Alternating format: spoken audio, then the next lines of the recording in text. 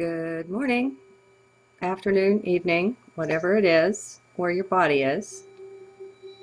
I won't say where you are, that's not you. I've gone way back in my journals again. Well, I say way back to summer of '09. And it's wet hair day again. Sorry about that. You know, it is what it is. Deal. And this might be, I don't know, it might be the most special journal ever written by or through me. And so I want to share it with you. Now, this is from 7/4 of 2009, and the Mayan day was 12 Jaguar, and that's a pretty powerful combination in itself. I added that, though. I didn't know that at the time. I wasn't recording those things yet. It's called Make Each Moment a Chapel Shift into Clarity. And I'll probably have some things to say in the midst of it. So, but the written journal will still be available unscribed. There flows a love so tangible through my being that I am deeply moved and take up the keyboard to see what shall come. In its power, it overflows right through these fingers. It has been a special day for me, personally. Yesterday I saw and was surprised to see so clearly how the one calling itself E.O.N from Venus in the Galactic Federation of Light channelings through Mike Quincy was not truthful. His July 3rd posting impressed me as pathetic, disjointed, and not at all from a being of sufficient light, as he claimed. As per a previous journal entry, I satisfied myself that this intuition is likely accurate. It leaves me still surprised, though, for I followed this channeler. Today, still, deep within, I am digesting it and its implications. They go deep. I offer humble gratitude for the God vision that enabled me to see so clearly something was wrong with that posting. So that is going on within. Then, in desiring a friend I'll call Lady A to do some kinesiology on that same posting with me so that we could compare notes, I had a lovely conversation with her earlier. With so much going on in her life right now, it is no time for her to give attention to something so peripheral. So be it. She helped me, though, sift and sort through some feelings and sensings riding near to the surface. Then, okay, I'll mention something. Parenthetically, I said, I seem rather more emotionally accessible since the karma cleansing of June 28th. And we'll just leave that alone for now. Then, in addition to that, working its way around deep in there somewhere is the recent direct communions with the Syrian High Council. The 2 times they spoke with me quite clearly yesterday. That is enough of a high on its own to simply experience that. So there is that aspect of it. Then there is also something they shared with me. When they asked me what I would like to know from them, I replied, to learn that which is the most immediate impediment to my path Godward. They shared with me that I was blocking my own perception of light. At one point during our communication, I was even blocking them, their communication, they said. I was so surprised by this, and not pleasantly. So they shared with me a bit more along these lines, how I definitely could see light all around if I chose to, but how I have been allowing outer mind to trick me and play its games, and how I have not been alert to detect this happening. So, as one could imagine, this too is rumbling around in there, deep inside, as inner being works through it, works on it. So, enter Skype conversation with Lady A this morning. I shared with her both the current emotional state and the communications with the Syrian High Council, which of course I had transcribed. I was so pleased by it and with it, and so happy to share it with her too. We are close. Part of my reason for sharing it with her was because I was asking her help in working through my emotions, a particular talent of hers. Since that communication bore a direct impact on the emotions, and since what the Syrian High Council said about that impediment is so important to me for purposes of mastering and transcending it, I copied the text of that conversation into Skype for her. Now, I want to take some moments here to record how I was feeling. It was somewhat different than I recall ever feeling before, or ever consciously feeling. During the conversation or chat with Lady A, there were a couple or more times when I had tears in my eyes.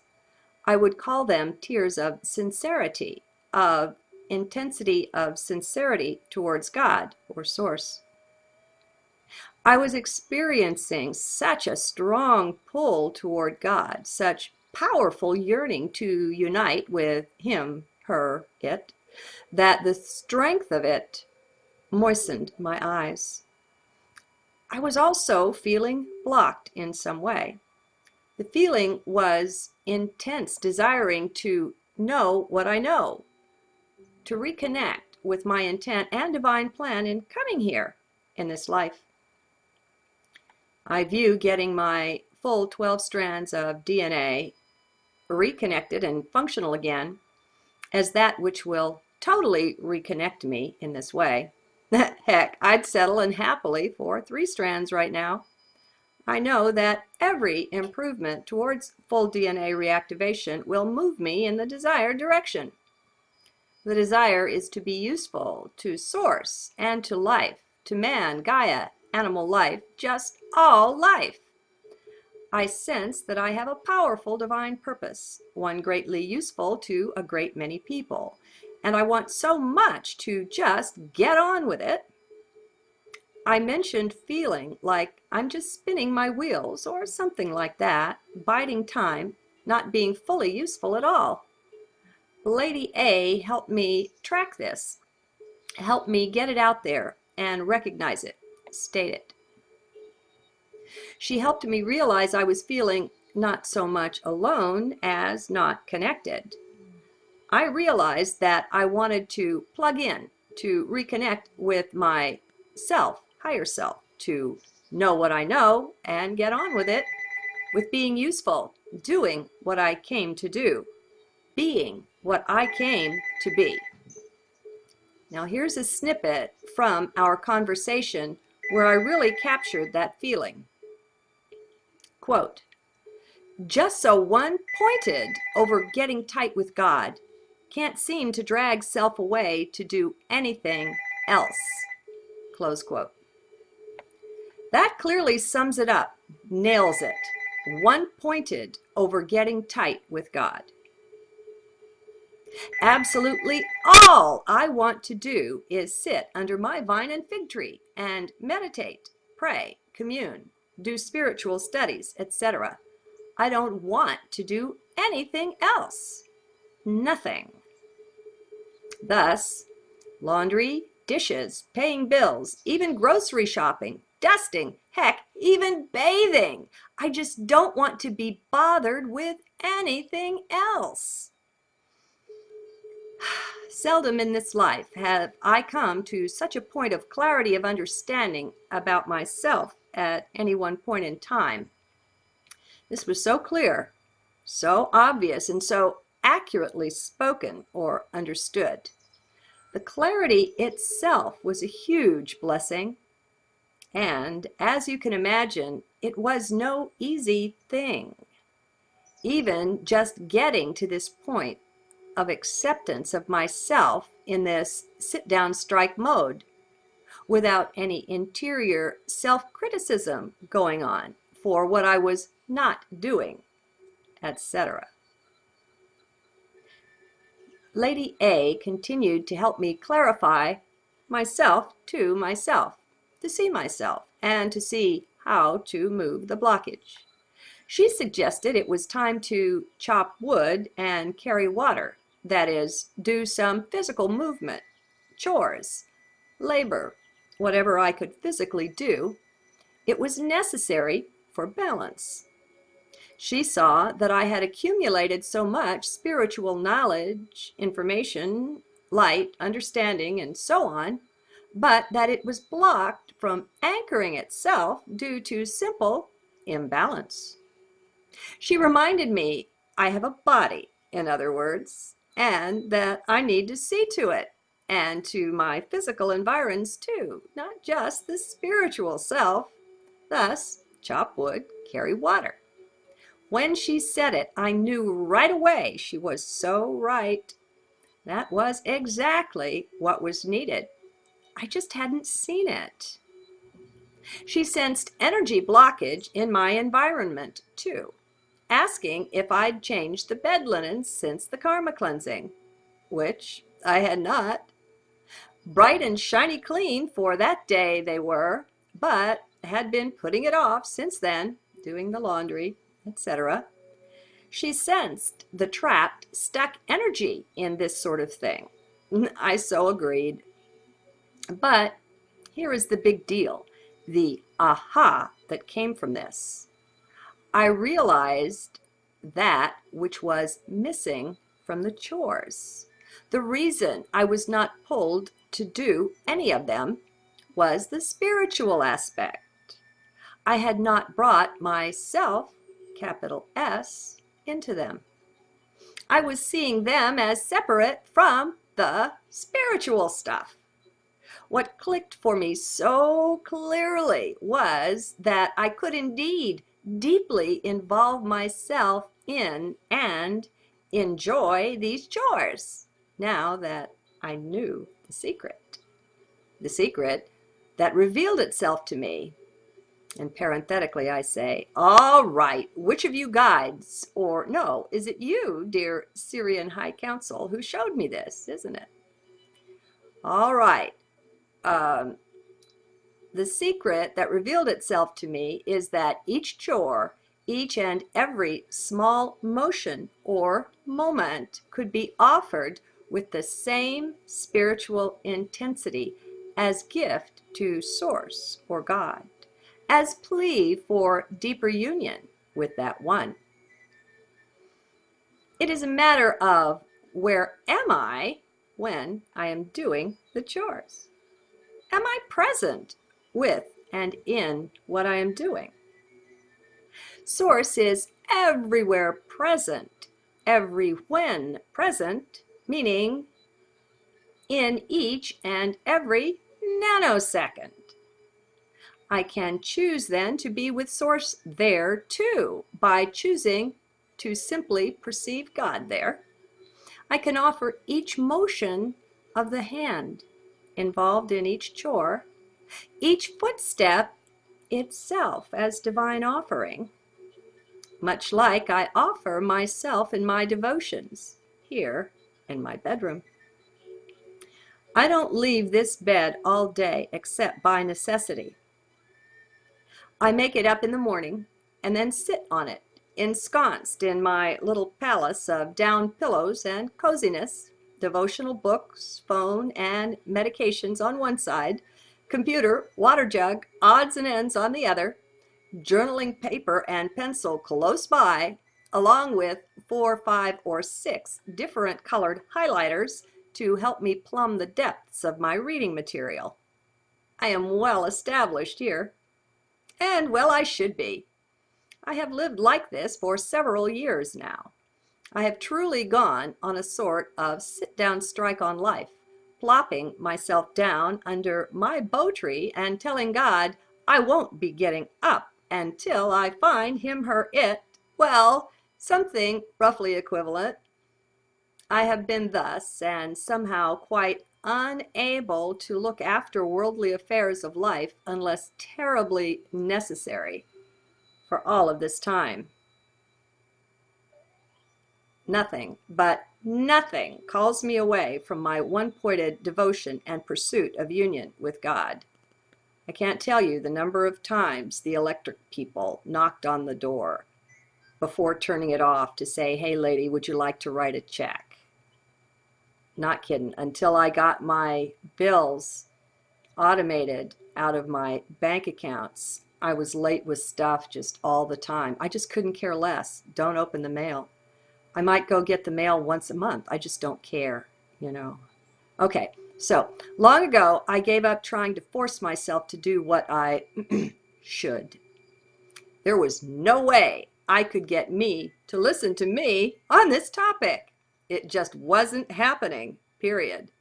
And I really worked at it too. I tried long and hard to force the self into compliance with all the typical shoulds of the internal dialogue. Not happening. Thus, this is more than great, this new understanding that also came with such clarity this morning. It was offering me a way out of this conundrum, this let the whole house come crumbling down, I don't care mode of being. Now, for the first time, I could see the practical application of the sacredness of being in the now, of bringing to the now that same devotion that I brought to my devotions. By becoming intensely aware of God, of Source, at every step, by directly, devotionally relating to and with Source in each step and movement, I could expand up out from the narrow confines of my bed/chapel.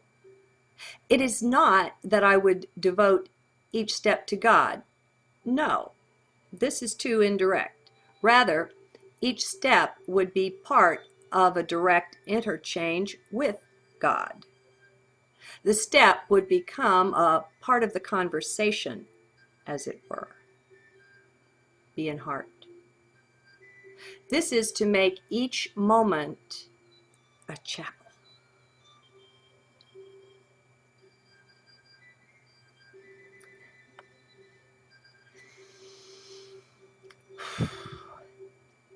And incarnate it by so occupying it, the moment, in full and intense God awareness, in the sense of being in the presence of God, that my devotion would not be broken or disturbed by whatever the body was doing. Thus, putting wet clothes into the dryer could be as sacred an act as lighting incense to purify the air for communion with the divine. Wow, this is amazing. This is my first direct experience with what I would call clarity in this lifetime. It is mentioned repeatedly, or at least a number of times, in the MVS work. Now, I've forgotten who that is. It's the Allies of Humanity stuff. Steps to Knowledge speaks of clarity in that book. It is intense and amazing. It is not that I have not thought clearly before. It is that this clarity is all of that and something more. It is the touch of the divine. It is touched by the divine. So, this is new to me.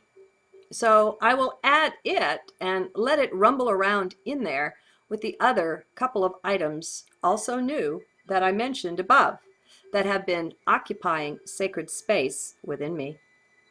I feel blessed. I am blessed. These are sacred fruits, spiritual fruits. I am grateful and humble and awed in their presence. Oh God, you are so magnificent. Hear, O universe, I am grateful. Ah, shine like a sun when you say that. Okay, now a little footnote or two. I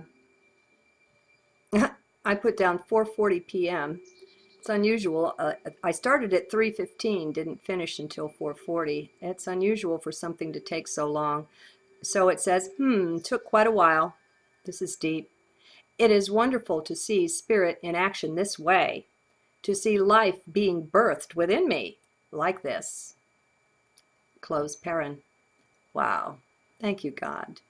Thank you, Syrian High Council. Thank you, guides and angels, and all who help.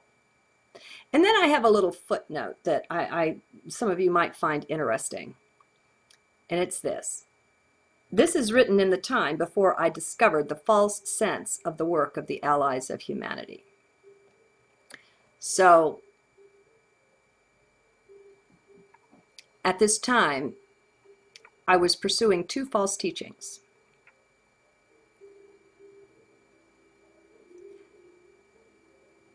And this is meant to show you that you can't do anything wrong.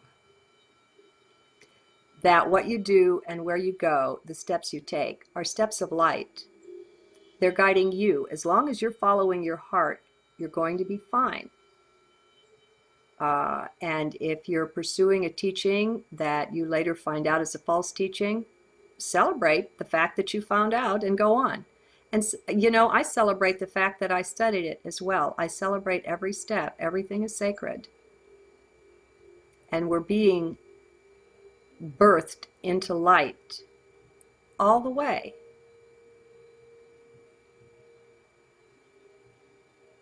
Thank you. Good day. See what shall come. In its power, it overflows right through these fingers. It has been a special day for me, personally. Yesterday I saw and was surprised to see so clearly how the one calling itself E.O.N from Venus in the Galactic Federation of Light channelings through Mike Quincy was not truthful. His July 3rd, it's called Make Each Moment a Chapel, Shift into Clarity. And I'll probably have some things to say in the midst of it. So, but the written journal will still be available unscribed. There flows a love so tangible through my being that I am deeply moved and take up the keyboard. To posting impressed me as pathetic, disjointed, and not at all from a being of sufficient light, as he claimed. As per a previous journal entry, I satisfied myself that this intuition is likely accurate. It leaves me still surprised, though, for I followed this channeler. Today, still, deep within, I am digesting it, and this might be, I don't know, it might be the most special journal ever written by or through me. And so I want to share it with you.